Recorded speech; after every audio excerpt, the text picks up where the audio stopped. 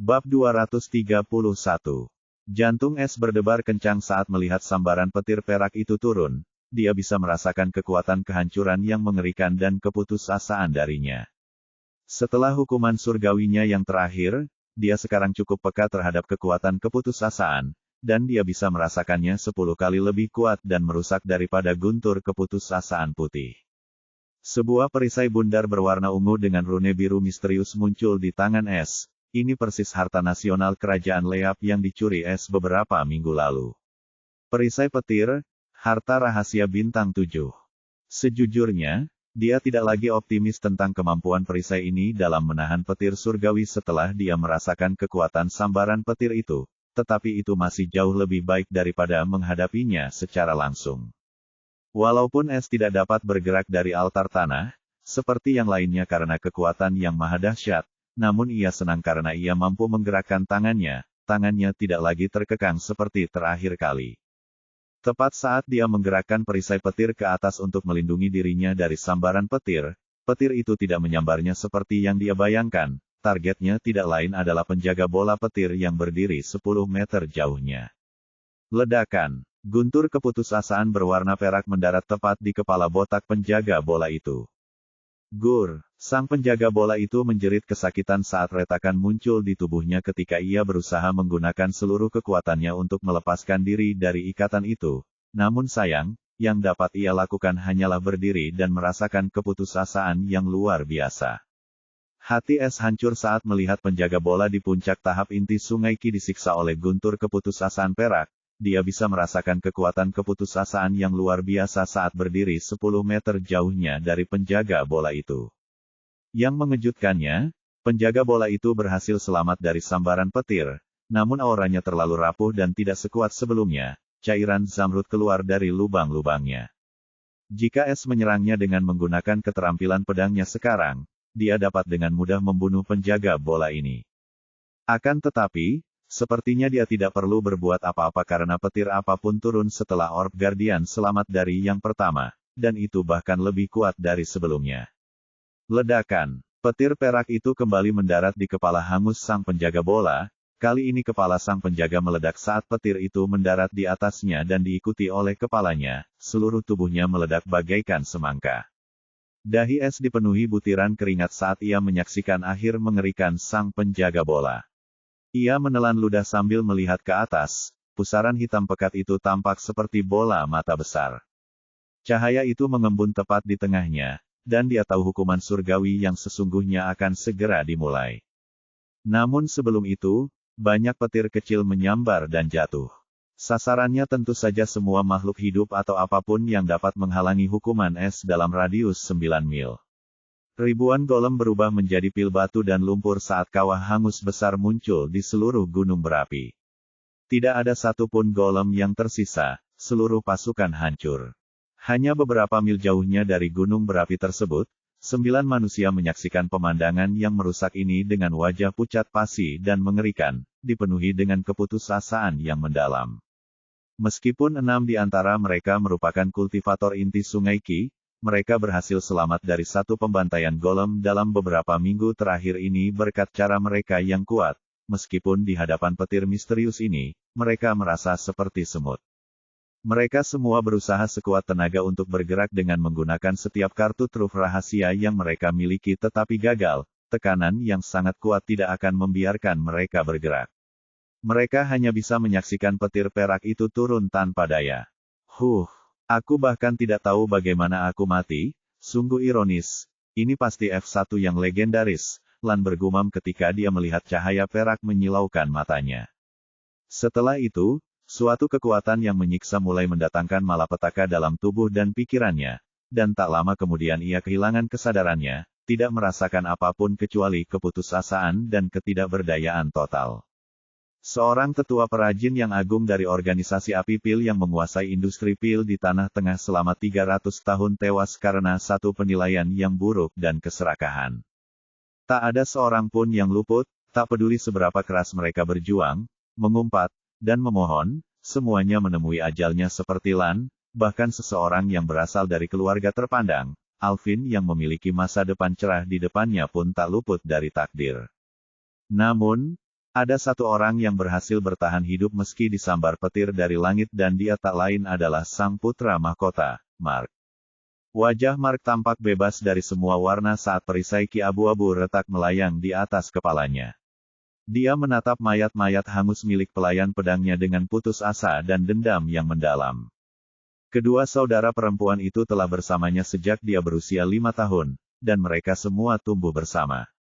Mereka berdua adalah teman masa kecilnya dan bawahan yang sangat setia yang dia percayai dalam hidupnya, yang terpenting mereka juga adalah kekasihnya.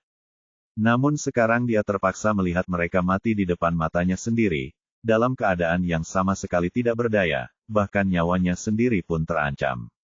Jika bukan karena ki abu-abu yang dia kembangkan dengan bantuan harta karun yang sama yang ada di gudang harta karun yang dicuri oleh S, dia juga akan mati sekarang. Dengan mata merah yang dipenuhi kebencian yang mendalam, dia menatap pusaran tinta yang seperti bola mata tanpa emosi, dan meraung dengan kebencian, kami tidak punya permusuhan denganmu, tetapi kamu masih ingin membunuh kami, dan kamu bahkan tidak berani menunjukkan wajahmu. Aku, Pangeran dari Crimson Sword Empire dan putra dari Crimson Sword Emperor, Mark Crimson, menantangmu untuk maju dan menghadapiku dalam duel yang terhormat. Sayang, tak seorang pun menjawab tantangannya, di mata langit tantangan itu hanyalah penderitaan seekor semut yang hanya sedikit lebih besar dari semut-semut yang baru saja diinjaknya beberapa saat yang lalu, tidak lebih dan tidak kurang. Seperti yang diduga, kilatan cahaya lain dan petir perak yang lebih kuat meledak ke arah Mark. Dasar pengecut, ahahaha, sebelum Mark bisa menyelesaikan kutukannya, petir itu dengan mudah menembus perisai ki abu-abu kali ini dan mendarat di kepalanya. Mark menangis kesakitan saat dia merasakan siksaan tak berujung sebelum pikirannya hancur dan matanya kehilangan kilaunya. Salah seorang pemuda berbakat dari tanah-tanah tinggi yang sekaligus memiliki rahasia besar dan peran misterius yang tidak diketahui oleh sang lelaki itu sendiri, tewas tak berdaya tanpa diketahui siapa yang telah membunuhnya dengan begitu mudah dan kejamnya. Tanda hubung. Di dalam gunung berapi itu, S tidak tahu semua orang penting yang mengejarnya, mereka sudah mati, dan hanya karena alasan ini, dia memancing mereka ke sini. Namun, dia tidak peduli saat ini karena pusaran itu sepenuhnya menyala dengan cahaya perak seolah-olah terisi penuh. Sistem akan menyiapkan 20 pil penyembuh dan 20 pil pemulihan ki di ruang pencuriku agar aku dapat menemukannya dengan cepat. Dia segera memerintahkan sambil memegang perisai petir dengan erat. Dia tahu ini tidak akan mudah. Sama dengan pil penyembuhan kelas 1. Harga, 1000 TP per pil. Jumlah total, 10. Total harga, 10.000. Tanda hubung tanda hubung tanda hubung. Pil pemulihan ki surga kelas 1.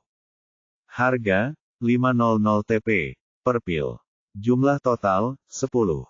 Total harga, 5.000. Tanda hubung. Pembelian telah berhasil. 15.000 TP telah dipotong. Poin pencuri, 2.273.400. Pil-pil itu telah dikirim dan disusun di dalam tempat pencuri. S tidak sempat memeriksa pil kelas 1 karena sebuah petir perak besar bagaikan tombak melesat ke arah S, dan lebarnya 100 meter dan hampir tampak nyata.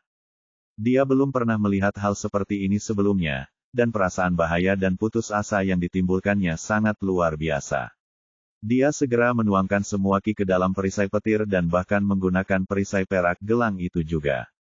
Rune biru pada perisai petir langsung menyala seperti api yang mengamuk setelah S menggunakan ki-nya dan penghalang biru transparan menutupi S. Deng!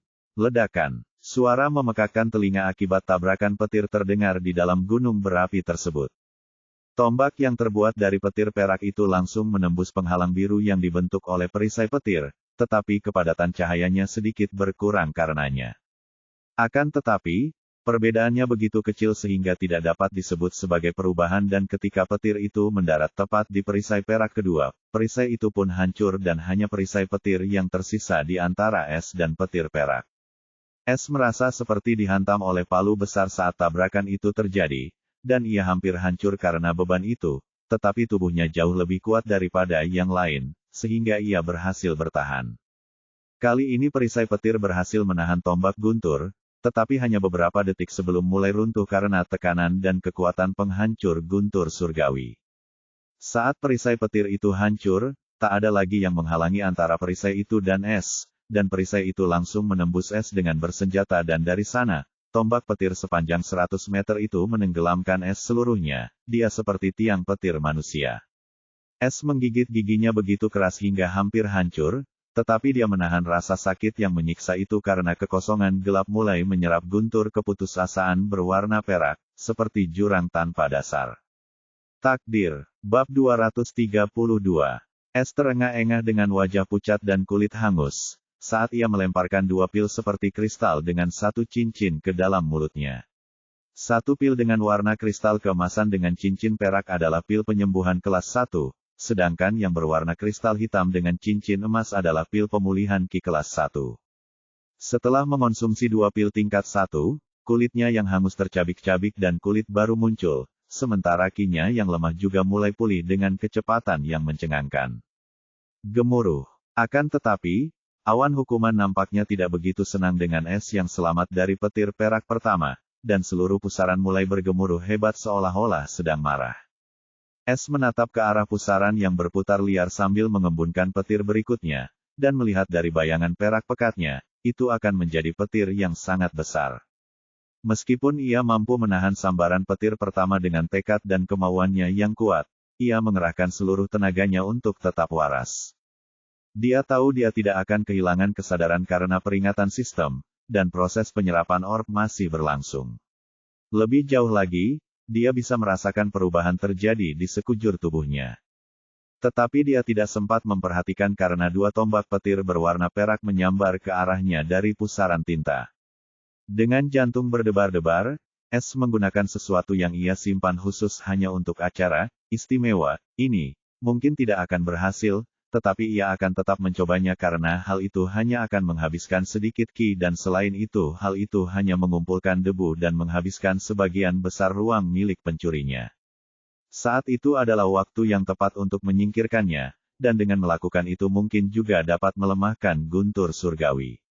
Yah, mungkin saja. Tepat pada saat berikutnya, sebuah kotak logam berukuran 30 meter kubik muncul tepat di antara es dan tombak petir perak. Ya, tak lain dan tak bukan adalah perbendaharaan kota bercahaya yang dicuri dari tanah tingkat rendah yang tak pernah sempat ia buka dan Mark ada di sini hanya karena perbendaharaan terkutuk ini dan bahkan mati tanpa sempat mengambilnya kembali. Mark hanya berpikir ia dapat menangkap es setelah mendapatkan warisan jiwa dalam satu gerakan, tetapi ia meninggal secara tragis karena orang yang sama yang ingin ia manfaatkan dan tangkap untuk diambil rahasianya, es. Adapun mengapa Mark dikirim jauh-jauh ke sini untuk mengambil harta karun ini oleh ayahnya, Kaisar Pedang Merah, dan mengapa mereka meninggalkannya di tanah tingkat rendah. Mereka bahkan membuat kerajaan bercahaya yang pernah tanpa sadar menyinggung Kekaisaran Pedang Merah menjaganya untuk mereka tanpa mengetahui apa yang ada di dalam harta karun ini karena mereka juga tidak tahu cara membukanya. Semua orang percaya bahwa itulah cara Kerajaan Pedang Merah menghukum Kerajaan Terang dengan mengirim salah satu keturunan kerajaan mereka di dataran rendah untuk membusuk di sana, tetapi kebenaran sesungguhnya adalah sebaliknya. Kaisar Pedang Merah membutuhkan anjing penjaga tingkat tinggi untuk menjaga harta karunnya tanpa ada yang merasa curiga, dan Kerajaan Bercahaya kebetulan adalah tempat yang tepat untuk itu. Selama ratusan tahun, Kerajaan Bercahaya menjaga harta karun ini tanpa mengetahui apa yang ada di dalamnya, dan mereka juga tidak berani mencoba menemukannya karena Kaisar Pedang Merah bukanlah orang yang bisa diajak main-main. Namun semuanya berubah ketika seorang pencuri secara misterius mencuri seluruh perbendaharaan dan menyebabkan keluarga kerajaan di Kerajaan Bercahaya menjadi panik, tetapi mereka semua juga agak senang karenanya. Karena jika tidak ada perbendaharaan yang harus dilindungi, mereka juga tidak perlu lagi mengirim keturunan mereka ke tempat tandus itu, seperti anjing penjaga. Mark juga tidak memiliki kesempatan untuk berhadapan dengan Luminous Royal Family yang tidak kompeten karena seluruh fokusnya adalah menangkap es dan mencari tahu rahasianya. Di mata Mark, dia bisa saja menghancurkan keluarga bercahaya itu kapan saja dia mau, dan dia berencana untuk melakukannya setelah dia berurusan dengan es, tetapi mati dengan kebencian yang mendalam. Tanpa disadari, keluarga kerajaan bercahaya juga lolos dari malapetaka kepunahan, semua karena es. Es mempersiapkan diri menghadapi benturan, suara memekakkan telinga bergemuruh ketika petir perak turun ke kotak logam yang dilindungi oleh suatu formasi. Akan tetapi, saat berhadapan dengan guntur dari langit, formasi perbendaharaan itu seketika hancur berantakan dan perbendaharaan yang kokoh itu pun tidak bertahan lama karena ikut terbakar sedikit demi sedikit. Segala yang ada di dalam berubah menjadi abu dan es berpikir dengan getir saat merasakan tekanan pegunungan membebani dirinya, mengapa aku tidak terkejut?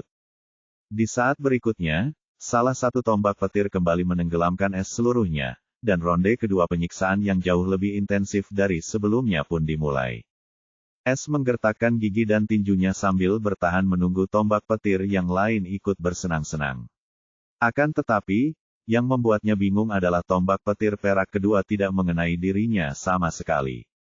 Namun ia tidak sempat mencari tahu apa yang terjadi, dengan urat-urat tebal menonjol di sekujur tubuhnya. Ia terus menahan rasa sakit yang bagai neraka dengan mata merah sementara kehampaan gelap terus-menerus menyerap guntur keputusasaan berwarna perak. Proses yang menyiksa itu berlangsung selama 2 menit penuh sebelum guntur surgawi terakhir diserap oleh kehampaan yang gelap. Satu-satunya yang tersisa adalah es yang hangus, dengan darah menetes dari retakan di kulitnya yang terbakar. Matanya yang merah hampir tak bernyawa karena dengan susah payah ia menelan 2 pil penyembuh dan pemulihan ki. Retakan di kulitnya dengan cepat mulai pulih, sementara matanya kembali bersinar.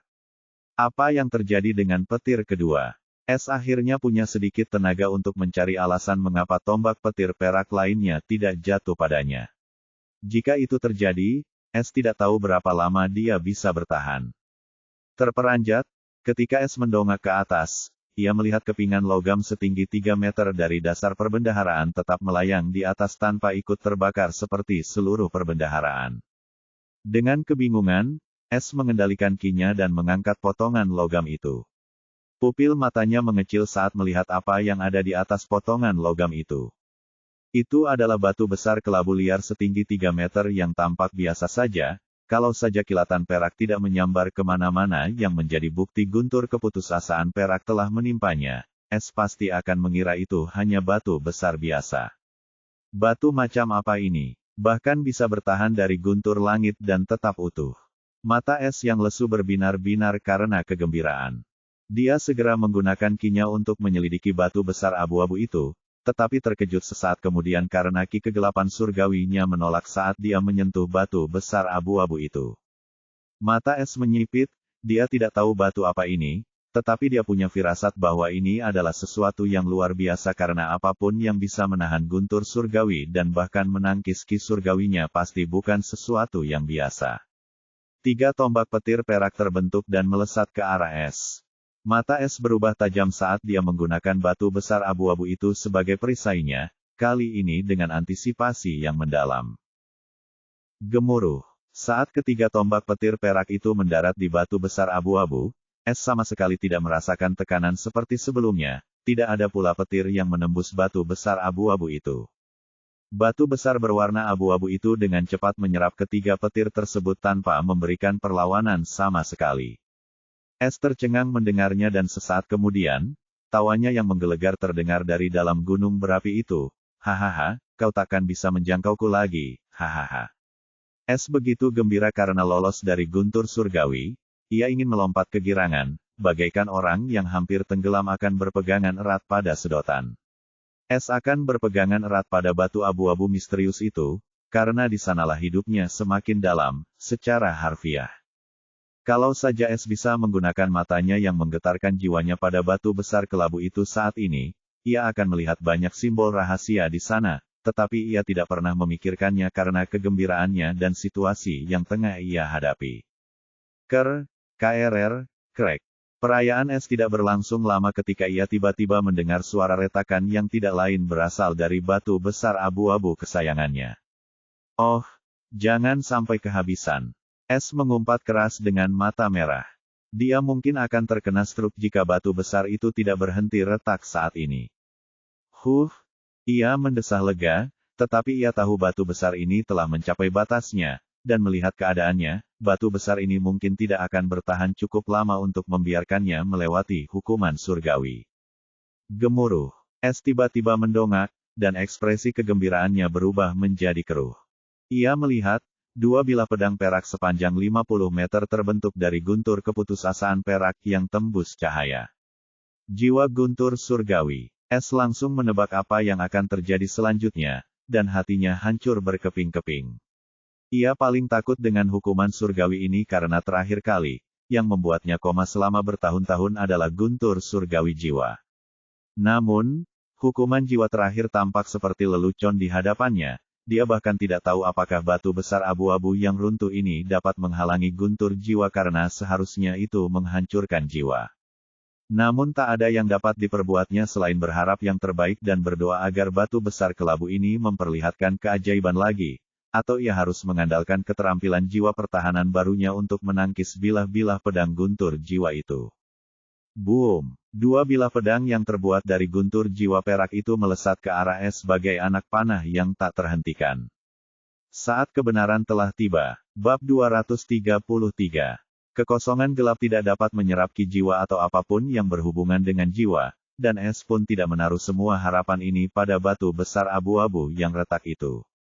Penghalang jiwa. Es segera mengaktifkan keterampilan pertama dari seni penghalang pelindung jiwa, penghalang jiwa. Sejumlah besar ki jiwa oranye mulai memancar dari inti jiwa oranyenya dan seperti lapisan tipis tembus pandang, ki jiwa oranye mulai menutupi jiwa sejati es ruang pikiran dan menyelimutinya sepenuhnya. Ini adalah penghalang jiwa dalam penguasaan tingkat rendah, tetapi masih dapat melindunginya dari serangan jiwa kultivator sungai jiwa mengalir. Namun, apakah itu dapat melindunginya dari petir jiwa surgawi? Yah, dia akan segera mengetahuinya. Dua bilah pedang tembus pandang itu mendarat pertama kali di batu besar berwarna abu-abu, karena letaknya tepat di atas es.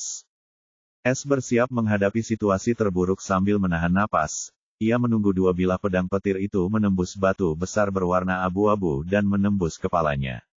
Namun, batu besar berwarna abu-abu itu berhasil menahan dan bahkan menyerap dua petir berjiwa itu. Terbuat dari apakah batu besar ini? Kali ini Es sangat terkejut karena hingga hari ini dia belum pernah menemukan harta karun jiwa selain Blood Rose. Dia tidak pernah membayangkan sesuatu seperti ini ada yang dapat melindungi jiwa dan guntur surgawi. Itu terlalu bagus untuk menjadi kenyataan, dan dia hanya tahu satu keberadaan yang dapat melakukan hal yang sama jika diinginkan, dan itu adalah sistemnya. Pusaran awan itu berputar kencang ketika dua serangan terakhirnya bahkan tidak mencapai Es, dan sejumlah besar cahaya mulai mengembun tepat di tengahnya. Es segera tersadar dari lamunan ketika awan hukuman bergemuruh hebat. Ia melihat ke arah batu besar dan seperti dugaannya, batu itu sudah penuh retakan, jelas sudah mencapai batasnya. Yah, aku terlalu serakah di sini.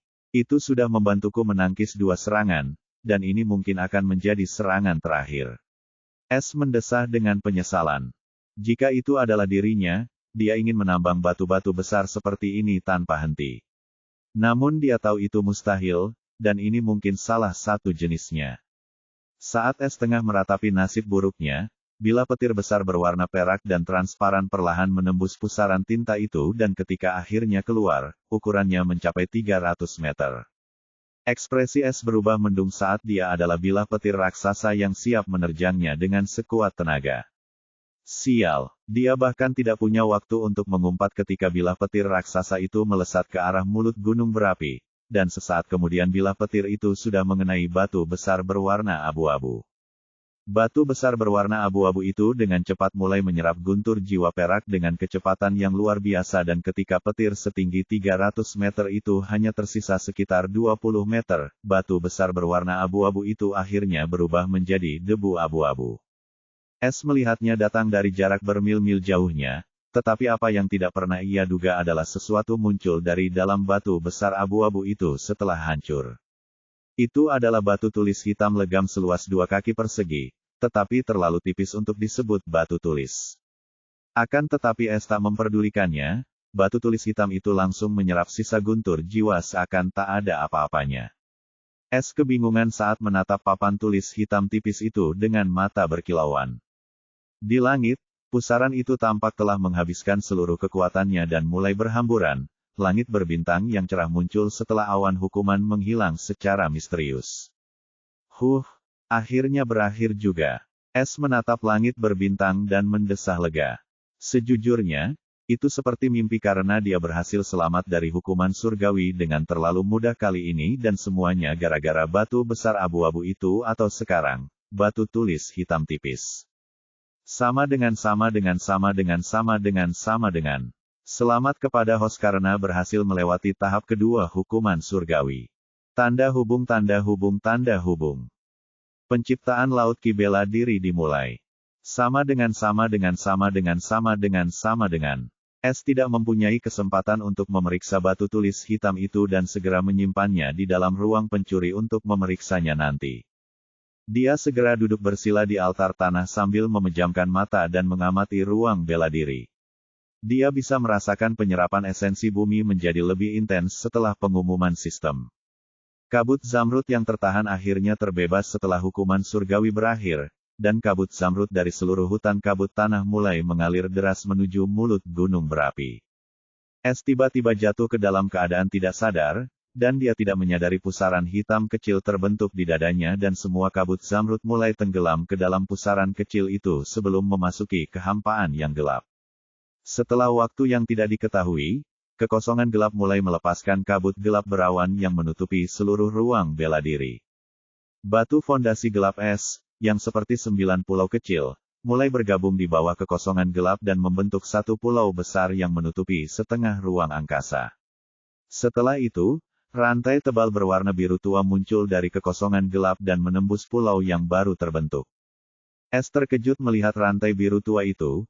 Ini pertama kalinya dia melihat sesuatu yang lain keluar dari kehampaan gelap selain haki. Tapi apa yang terjadi selanjutnya lebih mengejutkannya. Tulisan suci dalam bahasa dewa kuno mulai menerangi seluruh pulau yang gelap gulita itu. Teknik pencuri surga. Tapi mengapa bagian terakhirnya berbeda dan mengapa aku tidak bisa membacanya? Es tercengang oleh pengungkapan yang tiba-tiba ini. Tidak ada yang menjawab pertanyaannya saat dia diam-diam menyaksikan apa yang terjadi selanjutnya. Saat kitab suci teknik pencuri surga muncul, pulau itu meluas hingga menyentuh tepian ruang bela diri, namun tidak berhenti di situ saja, ruang bela diri mulai meluas bersama pulau itu. Seseorang harus tahu bahwa satu ruang bela diri tidak akan pernah mengembang atau mengecil setelah terbentuk. Tetapi ruang bela diri es diperluas hingga menjadi 2 kali lipat dari dalam sementara struktur luarnya tetap sama. Bahkan es pun terkejut ketika melihat luasnya ruang bela diri, kini seperti benua kecil. Tiba-tiba rantai yang terhubung dengan benua berdengung pelan, dan air hitam pekat mulai bermunculan di benua yang tandus itu sementara karakter-karakter baru dari teknik pencuri surga juga mulai terbentuk di seluruh benua hingga mereka seluruhnya tertutup oleh air hitam pekat. Es masih belum mengerti karakter-karakter baru itu. Namun, ia tahu sistem tidak akan memberitahunya meskipun ia bertanya, jadi ia hanya diam dan terus menonton. Benua itu akhirnya tenggelam dalam air hitam pekat yang terus naik hingga setengah dari ruang bela diri itu terisi. Akhirnya berhenti tepat ketika hampir menyentuh kekosongan gelap yang mengambang tepat di tengah ruang bela diri es. Rantai biru tua itu juga kembali dan menghilang di dalam kehampaan gelap setelah tugas selesai. Sekarang, jika ada yang melihat ruang bela diri es, mereka hanya akan melihat air hitam tak berbatas bagaikan lautan. Tubuh es mengeluarkan suara retakan pada saat berikutnya, tulang-tulangnya, otot-ototnya, pengikut darahnya, jantungnya, meridian gelapnya, mulai memurnikan lagi dan lagi hingga semuanya menjadi lebih kuat. Dia dapat merasa kuat seperti belum pernah sebelumnya, sementara indera fisiknya meningkat pesat. Tiba-tiba, es merasakan perasaan asing, namun familiar seperti ada sesuatu yang terbentuk jauh di dalam dirinya, dan akan muncul kapan saja. Tepat pada saat berikutnya, es tiba-tiba membuka matanya dan kilatan hitam asing menyambar ke seluruh tubuhnya yang hangus. Bingung, es menatap tangannya yang diselimuti oleh petir gelap. Dia bisa merasakan kekuatan yang sangat familiar dari petir gelap ini. Pemberitahuan sistem berikutnya menghilangkan kebingungannya. Sama dengan. Penyerapan bola elemen bumi oleh alam juga telah selesai. Hadiah khusus, Ki Bumi, bela diri dan jiwa. Tanda hubung tanda hubung tanda hubung. Selamat kepada tuan rumah karena berhasil menciptakan Laut Ki Gelap. Tuan rumah telah mencapai tahap 1 alam laut gelap surgawi. Elemen surgawi unik, petir keputusasaan kegelapan. Hadiah, 500.000 poin pencuri. Tanda hubung tanda hubung tanda hubung. Poin pencuri, 2.773.400. Tanda hubung tanda hubung tanda hubung. Petir keputusasaan gelap seperti petir keputusasaan putih dan perak. Gumam es saat menyadari kemiripannya, bukankah ini berarti elemenku sekuat guntur surgawi? Es menatap kilat gelap yang memancarkan sedikit aura putus asa dengan kegembiraan. Akan tetapi, sistem belum selesai mengumumkannya. Sama dengan. Sistem mendeteksi kultivasi bela diri host cukup.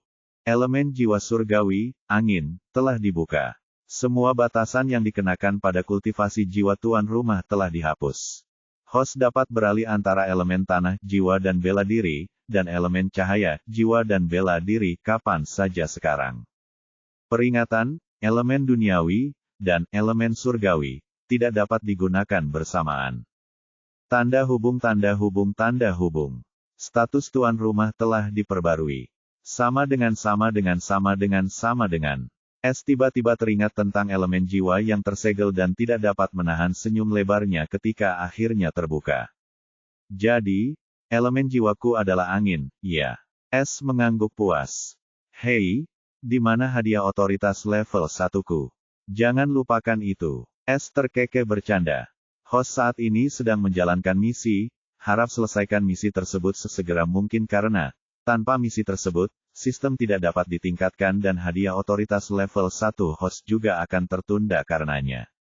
Senyum Es langsung lenyap saat dia mendengar pembenaran, sistem dan wajahnya berubah gelap seperti arang, secara harfiah. Bab 234. Sebelum Grey Boulder dihancurkan, di suatu tempat di dataran tinggi. Di dalam ruangan yang mewah dan terang, seorang pria setengah baya yang tampan dan kekar dengan rambut hitam panjang sedang duduk bersila dengan mata tertutup rapat. Ada aura kedaulatan di sekitar orang ini. Pria setengah baya itu tak lain adalah ayah Mark sekaligus penguasa kerajaan Pedang Merah, Kaisar Pedang Merah, Gordon Crimson. Tiba-tiba, mata Gordon yang tertutup rapat terbuka saat arus abu-abu melintas di depannya. Suhu seluruh istana turun saat setiap orang yang hidup merasakan niat membunuh yang dingin, dan semua orang mulai gemetar karena mereka tahu Kaisar sedang marah karena suatu alasan. Semua orang di seluruh negeri tingkat tinggi tahu jika kau menyinggung Kaisar Pedang Merah, maka kau akan segera menemui akhir yang tragis. Orang ini dikenal karena sifatnya yang kejam dan licik. Itulah sebabnya tidak banyak orang yang berani menyinggung Kaisar Pedang Merah. Karena kau bahkan tidak akan tahu bagaimana kau akan mati setelah menyinggung orang ini. Sekarang, sang kaisar memancarkan niat membunuh yang tidak pernah ia tunjukkan bahkan terhadap musuhnya yang paling dibencinya. Ini hanya bisa berarti seseorang benar-benar telah membuat Kaisar Pedang Merah marah. Wajah tampan Gordon terbebas dari emosi apapun, kalau saja matanya tidak memancarkan niat membunuh yang begitu kental. Orang bisa melihatnya meskipun dia sedang tenggelam dalam pikirannya. Tiba-tiba, darah menetes dari sudut bibir Gordon. Ekspresinya masih tidak berubah saat dia dengan acuh tak acuh membersihkan darah dengan ibu jarinya dan menatapnya dengan dingin sambil bergumam dengan suara serak. Jadi, dia mati bahkan di tanah tandus itu, sampah lainnya. Aku terlalu menghargai sampah itu untuk bahkan membesarkannya menjadi penjelmaan pedang hantuku. Kata-kata yang mengejutkan keluar dari mulut Kaisar Pedang Merah, aku harus memulai lagi dari awal. Tapi pertama-tama, aku harus mengambil monolit pedang hantu. Dan cari tahu bagaimana pencuri itu berhasil menyimpannya di dalam harta karun penyimpanan dan bahkan berhasil melintasi perbatasan pengubah langit dengannya. Monolit pedang hantu tak lain adalah batu besar kelabu yang berada di dalam perbendaharaan kota bercahaya dan dijaga oleh keluarga kerajaan bercahaya selama ratusan tahun. Gordon menemukan batu besar berwarna abu-abu itu karena peta kuno yang ditemukannya di dalam makam kuno di kekaisarannya. Peta ini membawanya ke dataran rendah hingga ia mencapai tempat yang disebut Tanah Terlantar. Awalnya dia hanya penasaran dan ketika sampai di tanah tandus dataran rendah dia malah mengira peta tersebut palsu. Namun dia tetap memutuskan untuk memeriksa karena dia sudah ada di sana. Namun betapa terkejutnya dia berhasil menemukan tempat itu yang dilindungi oleh formasi penyembunyian, dan tempat itu masih utuh selama bertahun-tahun karena orang-orang barbar itu tidak tahu apapun tentang formasi. Sambil mengigau, Gordon membuka segel formasi itu seperti yang dijelaskan di bagian belakang peta kuno dan menemukan batu besar berwarna abu-abu. Di batu besar berwarna abu-abu itu terdapat formasi lain yang merupakan formasi memori yang merekam teknik kultivasi tak tertandingi yang disebut Kitab Suci Pedang Hantu. Teknik ini sangat aneh karena untuk mengolahnya seseorang membutuhkan monolit pedang hantu, yang merupakan batu besar berwarna abu-abu. Gordon tidak tahu siapa yang menciptakan teknik ini, tetapi setelah mendapatkan ingatannya, dia tercengang dengan kehebatan dan caranya. Gordon tentu saja ingin membawa pulang monolit pedang hantu ini bersamanya, tetapi dia segera menyadari bahwa dia tidak dapat menyimpan bongkahan batu abu-abu ini di dalam cincin penyimpanan, dan segera setelah itu, dia juga menemukan formasi batas pengubah langit juga menolak bongkahan batu abu-abu itu. Namun, ia segera menyadari bahwa ia tidak perlu membawa batu besar itu sepanjang waktu karena ia hanya membutuhkan ki abu-abu, yang digambarkan sebagai ki hantu dalam teknik pedang hantu.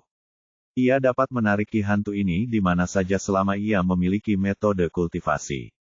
Begitulah cara Gordon menemukan kerajaan bercahaya dan memaksa mereka untuk menjaga monolit pedang hantu. Dia tidak khawatir orang lain mengetahui teknik kultivasi itu atau seseorang mencuri atau menghancurkan monolit itu karena menurut ingatannya, monolit itu tidak dapat dihancurkan, dan dia bahkan mencobanya sendiri.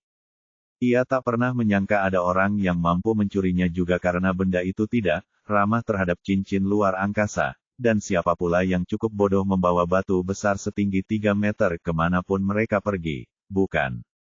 Selama ratusan tahun, dia mampu memperoleh banyak hal karena teknik misterius ini dan hanya tinggal selangkah lagi untuk menyelesaikannya dan langkah terakhir adalah menciptakan inkarnasi pedang hantu. Itu adalah langkah yang sangat kejam dan menuntut karena praktisi perlu memelihara keturunannya sendiri dengan ki hantu hingga mencapai tahap penyelesaian ritual penjelmaan pedang hantu. Orang yang menjadi penjelmaan pedang hantu yang lengkap akan menjadi pelengkap terakhir bagi orang yang merawatnya dan mati tanpa bisa melawan dengan cara apapun. Karena pembudidaya kitab suci pedang hantu yang sebenarnya memiliki gumpalan jiwa di dalam kesadaran kandidat penjelmaan. Semakin jenius seseorang yang diturunkan, semakin cepat ritual penjelmaan pedang hantu dapat diselesaikan dan disitulah Mark muncul, putra Gordon yang paling berbakat. Mark berada di tahap tengah ritual penjelmaan hantu pedang. Meskipun, ia dapat menggunakan ki hantu karena menjadi penjelmaan, yang membuatnya cukup kuat dan sulit dibunuh. Ia hanyalah pelengkap bagi ayahnya untuk mencapai puncak, pada akhirnya, tidak lebih, tidak kurang. Akan tetapi, Gordon tidak pernah menyangka ada orang yang mampu mencuri monolit hantu pedang dan bahkan memutus koneksinya dengan monolit itu saat mengambil alih tanah tingkat menengah di atasnya. Itulah sebabnya dia mengirim Mark dengan alasan ingin mengambil kembali harta miliknya, Zelda, karena ada terlalu banyak mata-mata dari kerajaan lain.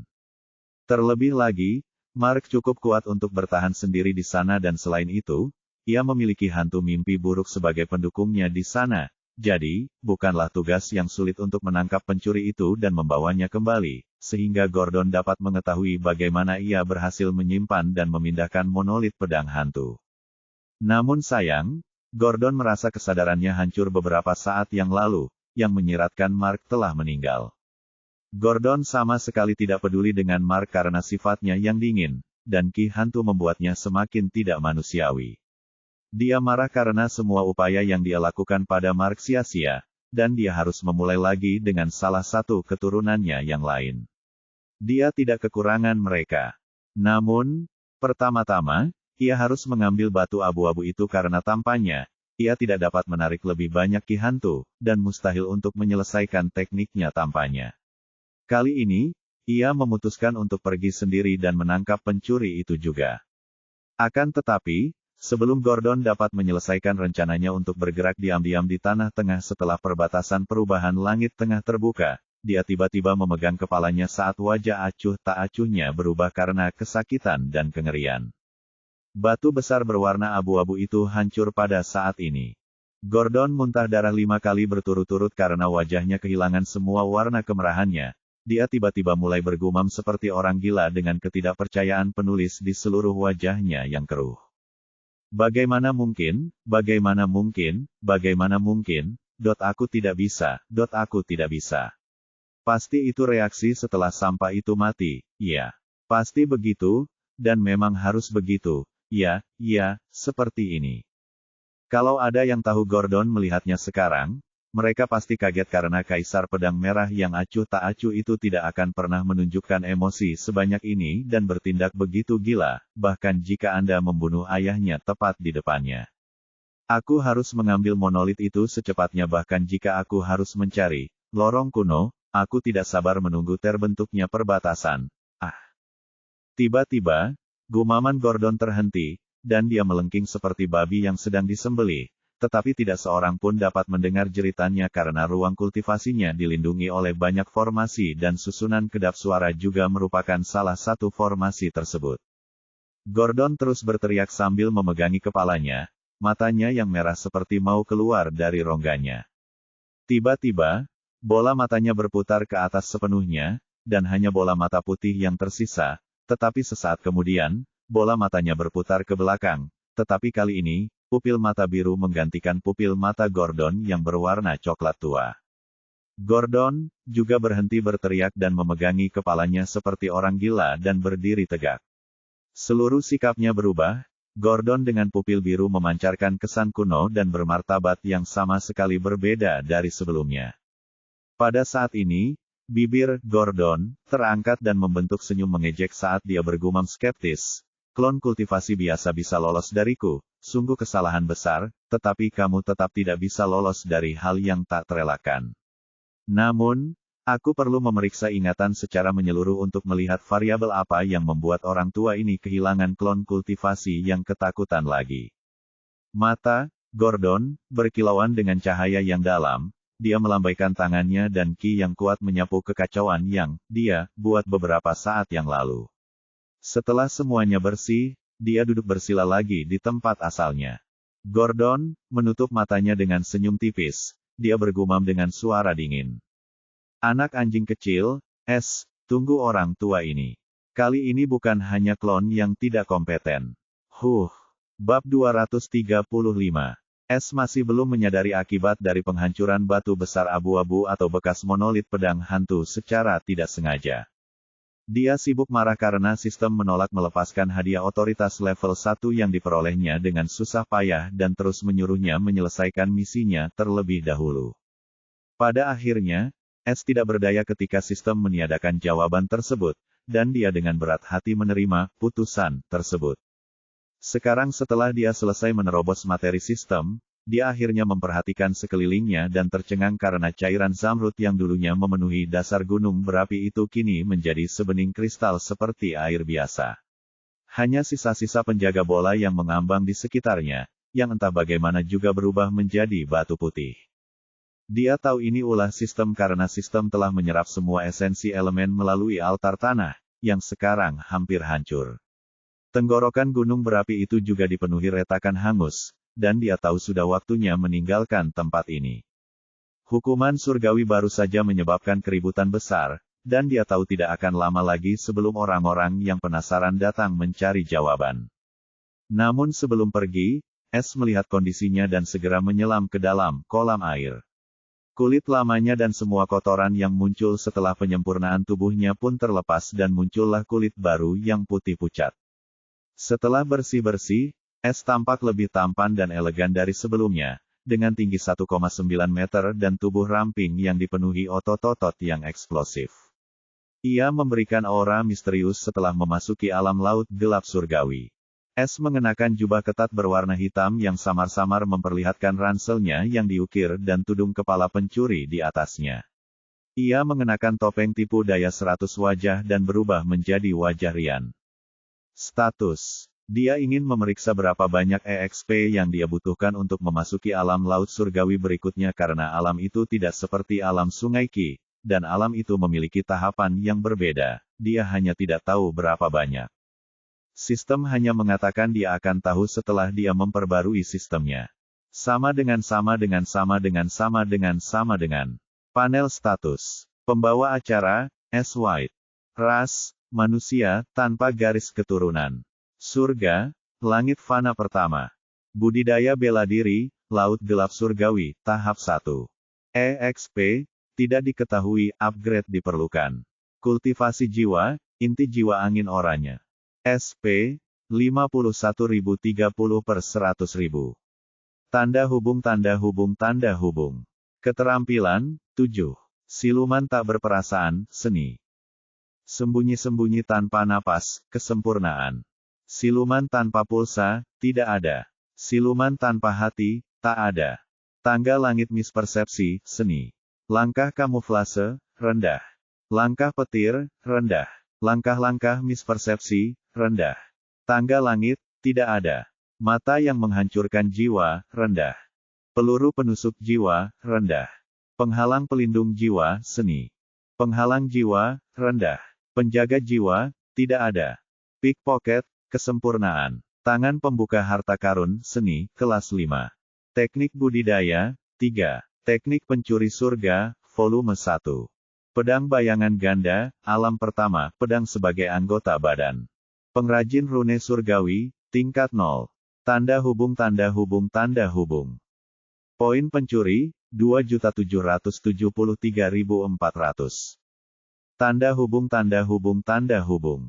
Misi, 1. Kesempatan membuat pencuri. Misi, curi semua hal dari 10 cabang utama 3 raksasa di 10 kerajaan teratas di tanah tingkat menengah. Kemajuan, 0/30. Hadiah berdasarkan kinerja tuan rumah. 3 hadiah tersembunyi. Waktu tersisa, 9 tahun dan 3 bulan. Hukuman kegagalan misi, sistem toko ditutup selama 200 tahun. Sama dengan. Tidak diketahui. S mengerutkan kening saat melihat pemberitahuan di samping kolom EXP. Sepertinya aku perlu meningkatkan sistem berhati hitam ini. Dia tidak tahu apa yang akan terjadi setelah dia memperbarui sistemnya karena ini adalah pertama kalinya mendengar bahwa sistemnya dapat diperbarui. Tetapi dia menantikannya karena itu hanya menguntungkan baginya. Dia menutup panel status setelah melirik waktu yang tersisa untuk misi tersebut. Begitu pula, dia masih punya waktu 9 tahun dan sekarang dia memasuki wilayah kekuasaan yang tidak diketahui. Dia akan memastikan dia menyelesaikan misi ini dengan sempurna dan cepat. Saat berikutnya sebuah batu tulis hitam tipis seluas 2 meter persegi muncul di tangan S. Ini adalah batu tulis hitam yang sama yang muncul setelah batu besar abu-abu itu dihancurkan, dan bahkan menyerap sisa-sisa guntur jiwa tanpa goresan apapun. Sebelumnya dia tidak sempat memeriksanya karena dia hendak melakukan terobosan, tetapi sekarang dia tidak sabar untuk melihat apa sebenarnya harta karun ajaib ini. S mengusap batu tulis hitam itu dengan tangannya, rasanya seperti ia menyentuh sutra halus. Ia membaliknya dan terkejut ketika matanya tertuju pada tulisan abu-abu keemasan tepat di bagian tengah bawah batu tulis itu. Hal itu membuatnya tercengang karena tulisan itu ditulis dalam bahasa dewa kuno sistem tersebut, yang tentu saja membuatnya tercengang. S dengan cermat membaca apa yang tertulis, itu adalah sebuah kata dan angka. HALAMAN 09. Halaman 9 dari apa? S membaca surat-surat itu lagi, dan memang benar itu adalah halaman nomor 9, jadi, bahan yang tidak dapat ditekuk dan tidak dapat dihancurkan ini hanyalah sebuah halaman. Kalau begitu, ini juga menyiratkan bahwa ada segel atau perangkap di dalam batu besar itu, tapi bagaimana? Hal ini menimbulkan banyak pertanyaan dalam hati S, seperti halaman ini termasuk buku yang manakah, dan di mana tulisan lainnya. Lebih jauh lagi, halaman ini terbuat dari bahan yang sangat kuat karena dapat menghalangi dan menyerap guntur surgawi. Hanya batu besar tempat halaman ini disegel hampir tidak dapat dihancurkan. S pun menebak, tanpa guntur surgawi, mungkin mustahil untuk memecahkan batu besar itu, dan dia benar tentang itu. Pupil mata S berubah sepenuhnya menjadi putih pada saat ini, dia menggunakan mata yang mengguncang jiwa, dan kali ini dia tidak merasakan rasa sakit atau serangan balik, dia menggunakannya secara maksimal sekarang. Namun, yang membuatnya sangat kecewa, halaman hitam itu tetap sama tanpa ada perubahan apapun. Dia bisa menebak, apakah halaman ini kosong atau kemampuan penglihatannya terlalu rendah untuk menyelidiki rahasianya, dan S lebih yakin tentang yang terakhir. Baiklah, mulai sekarang ini akan menjadi perisai halaman milikku. Karena dapat menangkal guntur surgawi, mungkin juga dapat menangkal serangan normal. S menyeringai sambil memikirkan berbagai cara untuk memanfaatkan halaman hitam ini. S menyimpan halaman hitam itu kembali ke ruang pencurinya. Dia masih tidak tahu bahwa halaman ini tidak bisa disimpan di dalam harta penyimpanan biasa, yang juga menunjukkan bahwa itu dianggap sebagai makhluk hidup. Dia tidak lagi memperhatikan halaman hitam itu dan fokus meninggalkan gunung berapi itu. Di dalam ruang pencuri semuanya sunyi, ada pil berisi berbagai harta karun, dan di tengah semua ini ada kepompong hitam yang ditutupi rune merah misterius. Sebuah halaman hitam tiba-tiba muncul beberapa meter dari kepompong ini. Halaman itu berkedip dalam cahaya abu-abu misterius. Halaman itu berbentuk seperti mata kecil untuk sesaat, sebelum kembali ke keadaan diamnya. Bab 236. Di atas gunung berapi yang dulunya aktif. S memandang sekelilingnya dengan takjub. Ia melihat dasar gunung berapi itu dipenuhi kawah-kawah hangus kecil dan tumpukan batu. Jadi, seluruh pasukan golem dimusnahkan oleh hukuman surgawi. S mendecak lidahnya karena heran sambil menatap langit yang cerah. Kubah zamrud, serta kabut zamrud, juga hilang, hanya tanah tandus yang tersisa tanpa jejak kehidupan. Mungkin setelah bertahun-tahun tempat ini akan berubah menjadi hutan atau kerajaan-kerajaan itu akan menelannya. Tidak ada yang tahu, tetapi tempat yang dulunya paling berbahaya di tanah tengah itu sudah tidak ada lagi. S tidak berlama-lama dan pergi, dia masih tidak tahu apakah para pengejarnya terjebak dalam hukuman surgawi atau tidak, dia tidak ingin mengambil risiko yang tidak perlu. Tanda hubung tanda hubung tanda hubung. Saat ini, banyak orang mengerumuni hutan kabut tanah yang tadinya tandus. Semua itu karena kabut zamrud yang mengerikan dan terkenal itu secara misterius lenyap beberapa jam yang lalu, dan semua monster aneh tampaknya ikut lenyap bersama kabut itu juga. Berita ini dengan cepat tersebar karena banyaknya orang yang berada di luar hutan karena adanya perburuan pencuri. Sejak kabut zamrud dan monster menghilang, banyak orang memutuskan untuk mencoba peruntungan mereka untuk menemukan beberapa harta karun alam karena hutan kabut tanah sudah cukup tua dan tidak ada seorang pun melihat apa yang ada di dalamnya. Adapun para penguasa dan pengikut hantu mimpi buruk yang berada tepat di luar batas lingkaran dalam, tentu saja mereka tidak tinggal diam. Setelah memastikan kabut tidak kembali, mereka pun masuk ke wilayah dalam dan melihat apa penyebab semua ini. Karena bahaya juga tidak ada, semua orang berhamburan mencari pencuri dan pembudidaya inti sungai yang masuk lebih dulu. Namun itu semua hanya alasan karena mereka semua ingin mencari harta karun sendirian. Akan tetapi tidak ada apa-apa di dalam hutan kabut tanah itu karena kabut zamrud itu adalah racun dan sesuatu yang dibuat oleh bola unsur, jadi tidak mungkin bola unsur itu akan membiarkan sesuatu lahir yang dapat membahayakan keselamatannya. Seseorang, berpakaian hitam sementara wajahnya tersembunyi di balik topeng hitam, berada di tepi lingkaran dalam dan hendak mencapai batas antara lingkaran misterius dan lingkaran dalam. Oh, kamu pasti dari organisasi hantu mimpi buruk, kan? Pembunuh itu terkejut mendengar suara acuh tak acuh itu, tetapi sebelum dia bisa bereaksi, dia merasakan serangan kuat tepat di belakang lehernya dan matanya terbalik saat dia kehilangan kesadaran. Sosok S yang berkerudung muncul dan menangkap pembunuh yang jatuh. Sekarang mari kita lihat apakah aku dapat menyelidiki ingatanmu dengan kultivasi alam laut surgawi tingkat pertamaku meskipun kamu seorang kultivator sungai mengalir Ki. S menginginkan informasi tentang tempat persembunyian hantu mimpi buruk karena hanya mereka yang tersembunyi dari mata publik dan halangan dalam misinya. Itulah sebabnya ketika dia merasakan kemampuan siluman yang digunakan orang ini, dia memutuskan untuk menguji kehebatannya pada orang itu. Yang mengejutkannya, pembunuh bayaran ini bahkan tidak menyadarinya, bahkan ketika dia berada satu kaki darinya. Hal ini membuat Es gembira dan semakin yakin bahwa sistem tidak berbohong kepadanya tentang kekuatannya yang 10 kali lebih kuat daripada seorang kultivator Sungai Qi dengan 9 fondasi batu tulis Sungai Qi luar biasa. Dia dengan mudah menaklukkan pembunuh sungai yang mengalir ini dengan 6 batu tulis fondasi Sungai Qi sedang setelah mengejutkannya. Akan tetapi, dia masih belum tahu apakah aturan ini berlaku juga pada kultivasi jiwanya. Penyelidikan jiwanya seharusnya hanya berfungsi pada kultivator sungai kosong, tetapi sekarang keadaannya berbeda. Penyelidikan jiwa. Saat dia mengaktifkan kemampuan itu, berhasil. Hahaha, ini berarti jiwaku lebih kuat daripada pembudidaya sungai yang mengalir. Es sangat gembira karena dia terus menerima ingatan para pembunuh secara massal.